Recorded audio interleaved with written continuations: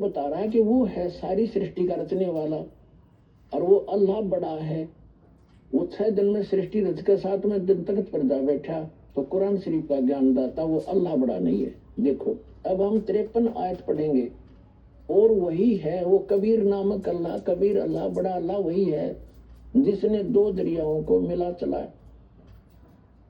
एक का पानी मीठा प्यास बुझाने वाला और एक का खारी कड़वा, और दोनों में एक आड़ और मजबूत रोक बना दी।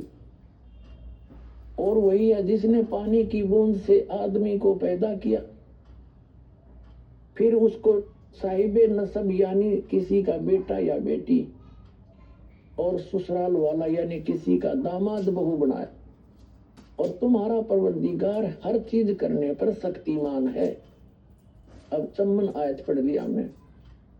और काफिर अल्लाह के सिवा ऐसों को पूजते हैं जो न उनको नफा पहुंचा सकते और न उनको नुकसान पहुंचा सकते हैं। और काफिर तो अपने परवरदिगार से पीठ दिए हुए हैं, मुंह मोड़े हैं।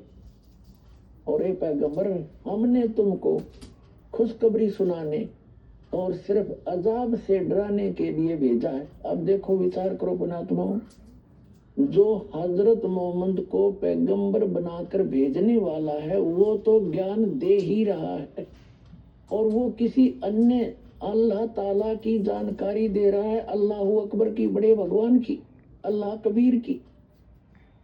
तो कुरान शरीफ का ज्ञान दाता अल्लाह कबीर नहीं है। आप देखो, और ये पैगंबर, हमने तुमको खुशखबरी सुनाने और सिर्फ अजाब से डराने के लिए भेजा है। इन लोगों से कहो कि मैं तुमसे इस अल्लाह के हुक्म पर कुछ मजदूरी नहीं मांगता। हाँ, जो चाहे अपने परवरदिगार तक पहुंचने की राह इख्तियार कर ले।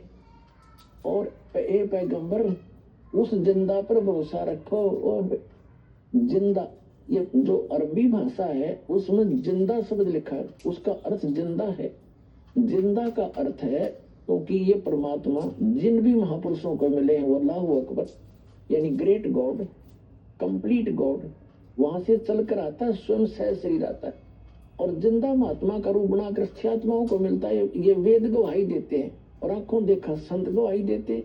तो आदरणीय धर्मदास साहिब जी को भी जिंदा महात्मा के रूप में मिले, एक संत के रूप में जिंदा, एक बाबा के रूप में। आदरणीय मरुतदास जी को भी जिंदा बाबा के रूप में मिले। आदरणीय नानक साहिब जी को भी बेई नदी पर जिंदा महात्मा के रूप में मिले। और आदरणीय दादू साहिब जी को भी जिंदा बाबा के रूप में मिले। आदरणीय गरीबदास साहिब जी को गांव